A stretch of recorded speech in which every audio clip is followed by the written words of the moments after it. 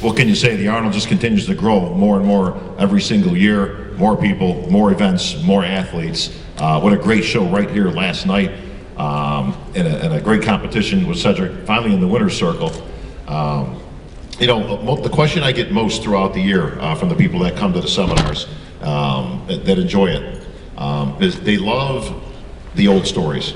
They love the bodybuilding talk, you know, from the old days. I noticed your buddy Franco Columbu was kicking around all weekend with you.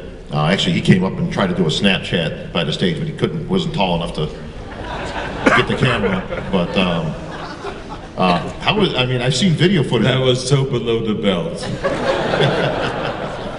Franco maybe is coming by. I told him he should come over. And where is he? He's right by me. Oh, he is here. Yeah, by Franco, quit There's Snapchatting. Franco.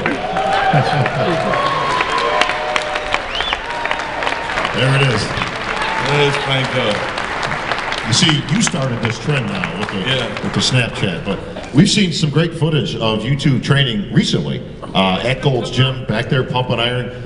Is it like the old days still? Well, you know, Franco and I, we've just celebrated our 51st anniversary.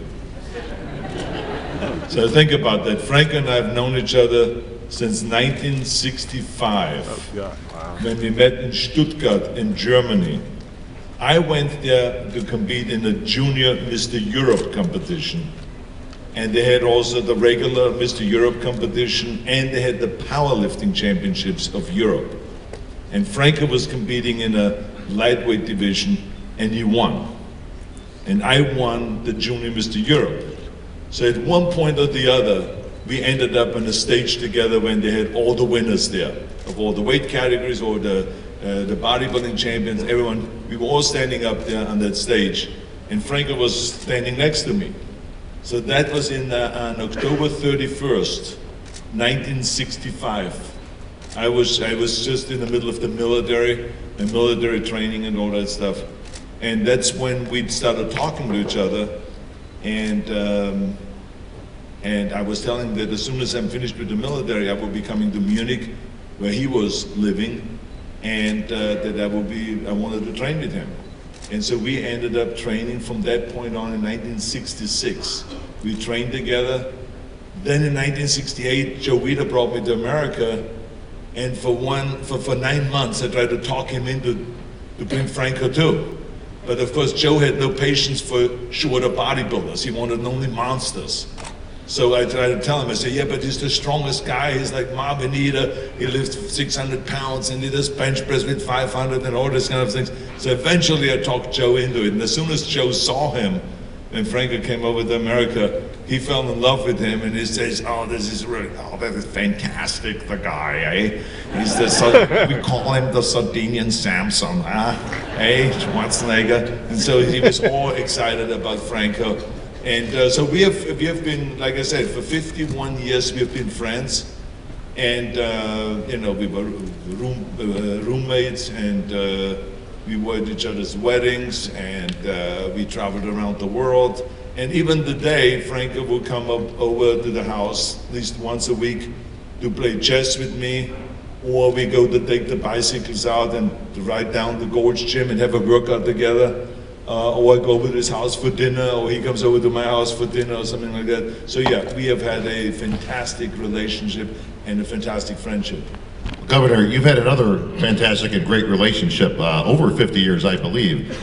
Very touching moment to have Betty Weider as the recipient of the Lifetime Achievement Award last night. And she looks fantastic, well-spoken. Well, Betty, it's interesting because I remember that when I came to America, and Joe and Betty used to live in New Jersey, in New York actually, and their office was in New Jersey. And then they came out every second month or third month, and they stayed with Betty's aunt in Beverly Hills. And they called me over to their apartment, and Betty would make breakfast for me. She would make scrambled eggs with the tomatoes chopped in and the onions chopped in and all this stuff. And she would serve it to me, and we would be sitting outside on this patio. And I said to myself, I cannot believe it, that I'm being served here by Joe Weider's wife. And Joe would be sitting there and, reading the paper and talking about bodybuilding and all that stuff. And I was really excited. So she took care of me early on. But as I said yesterday, I also witnessed this kind of struggle that she had with Joe, because Joe was really just into the bodybuilding and lifting and powerlifting and the world's strongest man and most muscular man and all this. And Betty was always kind of, according to Joe, kind of whining about, wanting to have more women involved in bodybuilding. And she in the end, was very successful because she just kept talking about it. She believed 100% in that we should have women compete in bodybuilding. Maybe in a different way, but I mean, to have them compete. And I think eventually we were successful in bringing women in. I remember that the Miss Olympia, the first Miss Olympia, back in the 70s, and then eventually, which was in York, Pennsylvania, or something like that, and then we brought it to Columbus, Ohio. And so, now women are as accepted as guys are when it comes to weight training. So it's really great, and she was really on the forefront on that, and especially when you think about her magazine, Shape magazine. I mean, it had a much bigger circulation than both of the bodybuilding magazines together. I mean, Shape magazine had like 1.6 million circulation, and both of the bodybuilding magazines together, Flex and Muscle and Fitness, didn't even have that kind of a circulation. Well, Betty certainly changed the landscape of bodybuilding, especially for the ladies, into those publications. She was very much a part of those publications. I remember photo shoots when I was used to get the older magazines, as I've collected memorabilia for years. Photo shoots with you and Betty in them that were fantastic. I did many photo shoots with Betty, and Betty would always have a tape measure with her, and she would always measure my biceps. And then she would put the tape measure around her waist to show me that her waist is smaller than my bicep. And I remember like 21.5-inch arms, and then she put the tape measure around, it was like 20.5 inches her waist. I mean, think about that, 20.5 inches, and she was upset. Because she says, no, I don't know what's wrong, let's try it, let's measure it again, because I normally have 19 inches waist. I mean, this is how, you saw the photographs yesterday, how skinny her waist was. She has really, I mean, she grew up like that, with that kind of a bone structure and hip and everything like this. But I mean, her waist was always smaller than my arms. That was the extraordinary thing about it. And so we had a lot of photo shoots on the beach with her, and with Joe being there and photographing and directing the photo sessions and all that stuff. So it was really great to promote kind of bodybuilding with her together. Well, certainly some great times, going back to a golden era of bodybuilding. Governor, you've had some great stories, especially about Joe Weider in the past, for those of you that have been coming for a few years. You've got to have some great stories about Franco. There's many. But Franco and I, we had a friend who was in prison. And we then, because we visited that friend all the time, we realized that that guy was working out in the prison and had, became kind of the strongest guy in the prison and all this. And so Frank and I, we decided that we should actually promote and help to have prisons get weight training equipment and to encourage prisoners to go and work out. So they have some kind of they can let off some steam. And so we started visiting, basically, and organizing, prisons and jails all over the state of California. And we would travel to all of them and do exhibitions and train with the prisoners. So one of them was up at Folsom Prison. And this is where they have the most hardcore criminals. And Folsom Prison, I remember, we wanted to organize a competition between Folsom Prison and St. Quentin. And we had the wardens on the phone screaming at each other, we have better criminals than you, we have better killers than you have over there, we have more vicious rapists and all this stuff. And so it went totally, I mean, we never ended up being able to do it because the transporting of those hardcore prisoners or criminals was too dangerous, so they didn't allow us to do that. But nevertheless, we were at Folsom Prison. And so as we went in there to train with those guys, there was 3-4 guys that came to us and says, oh, there's a guy that we have in here that is bench pressing 600 pounds. And Franco looks at me and says, oh shit, I mean, this is we should at least be the strongest when we come in here and train those guys. This is bullshit. This is 600 pounds. I mean, what do we do? I said, Franco, I said, just exhale and relax. I said, we take one step at a time here. So we go there and we meet those guys, and there was this monster standing there that bench presses 600 pounds. So now I said to Franco, I said, Franco, before we go into the weight training, I said, let us go and have us do a little bit of warm-up.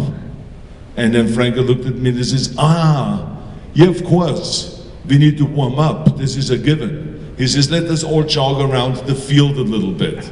So of course we started jogging around the field, and this big guy that weighed around 340 or something like that, or 350, started slowly wiping out. We could tell that he was not there into running.